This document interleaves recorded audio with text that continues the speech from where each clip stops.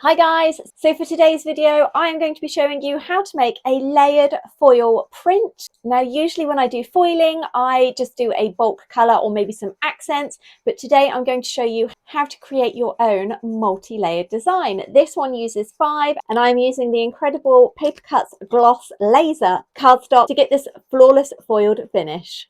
So possibly the most important thing you're going to need is some laser gloss photo paper. It needs to be glossed to make sure the foil sticks, and luckily Paper Cutz have got a variety of different GSM and finishes in this superb high quality photo gloss paper. We have got 130, 160, 250 and even 300 GSM. The 300 GSM is perfect for card blanks, whereas the other ones are also great for prints. And if you're lucky to have an A3 printer, they also provide the same thicknesses in A3. You will need some kind of foiling machine, either a MINC, Patsy May Foil It, or some people even use a laminator. I usually use Patsy May foils, but today I'm actually going to be trialling the MINC ones as they were easily accessible and I needed them in a hurry. Along with a laser printer, you're also going to need an image. I sketched mine out on Procreate and then split it into layers. So let's head over to Affinity Designer where I'll break down those layers for you. I'm going to show you my setup. So I use Affinity, and as you can see in the layers panel over on the right, everything is set up according to colour. So at the moment, these are all layered on top of each other, but if I start turning them off, you can see that each layer just corresponds to whatever colour is going to be printed. So when you are layering up, you need to start from the bottom upwards. So we are going to start and we are going to print the teal. So I've unchecked everything else here, and I'm then just going to print the teal image on my A4. So I'm going to use my settings for my brother printer, which is the HLL5100DN. And for that, it's usually text 600 dpi. I put it on envelope thick because of this gives me the best contact with the printer. And then in the advanced panel, I go to other print options, improve print output, we're going to improve toner fixing. And then lastly, eco setting is on. This means that it will just move through the printer a little bit slower to hopefully get better adhesion. So once that's all done, we are going to add the foil and pop it through the Foil It machine.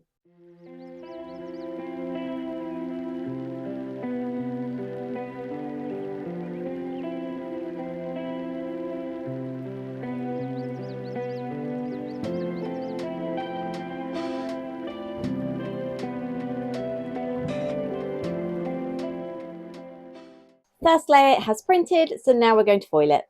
The first layer that I'm actually using is the Heidi Swapp Teal, and I am going to pop this down. And I've actually found that using a rotary cutter is the easiest and quickest way to cut the foil.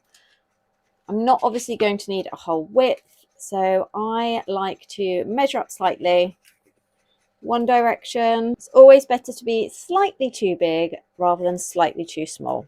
A carrier sheet is completely optional. I prefer to use them as it just helps to keep everything in place. If you don't have a MINC carrier sheet, you can use some folded A3 cardstock from Paper Cutz. Their 160 GSM is perfect for this. So then we're going to place that over the top of the design, pop it in the carrier sheet, making sure it's seam side first and it's roughly in the middle. Smooth it all down. And I have my Foil It machine set to 165 and I've allowed it to heat up for a good 20 minutes before going through. Now it's time for the big peel reveal. So you don't really need to wait for it to cool down. And hopefully you can see there that has got amazing full coverage, all thanks to the super smooth glossy photo cardstock. So we're now going to build up these layers. I'll show you exactly how to do this over in Affinity Designer before we power through. So we obviously foiled the teal now, so the next layer after that is silver, and the way we do that is we uncheck teal and we check silver. So you would move through this in exactly the same way, making sure that the only layer that is checked is the layer that you need to print and foil at that moment.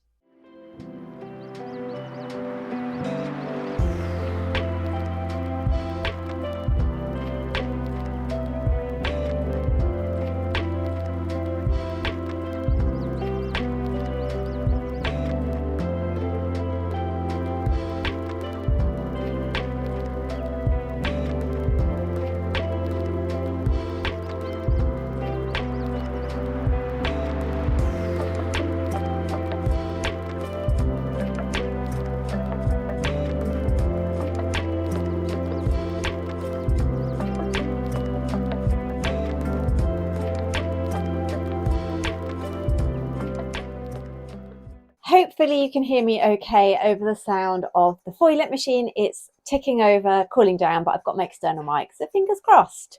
So here we are, completely finished, and I just wanted to show you on this one here. Hopefully you can just about see that is not down to the paper. That is because, as usual, I have my photography set up in the way, so trying to apply everything cleanly is always tricky. But as you can see here on the other one that I did off camera, everything has foiled absolutely beautifully. So I am loving how these have turned out. They have really elevated my simple block picture. And because I cannot resist, I also did this one on the Paper Cutz Smooth Black. You've seen me foil with this one before. Now, usually it will give a beautiful, clean image, but I lowered the transparency ever so slightly, so you get this kind of antique effect here. So it looks, rather than completely fresh and bold, it just looks a little bit more worn, which was the style that I wanted for this. I will drop a link for this cardstock in the description box, as well as all the laser gloss photo cardstock too.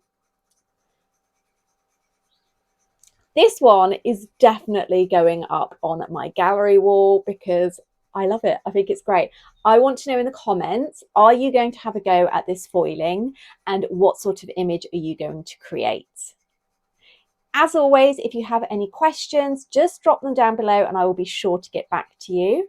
Let me know, what have you been crafting? I'm always on the lookout for new crafts, so drop a comment down below and let me know what your current favourite is. Remember, you don't have to be a small business owner to use Paper Cutz. If you have an event coming up, such as a wedding, you are able to purchase all of the wonderful Paper Cutz specialist cardstocks in bulk. Drop them a line and I know they will be delighted to help you with your big day or big event. Don't forget to like and subscribe if you've enjoyed this video, and I can't wait to see you next time. Bye!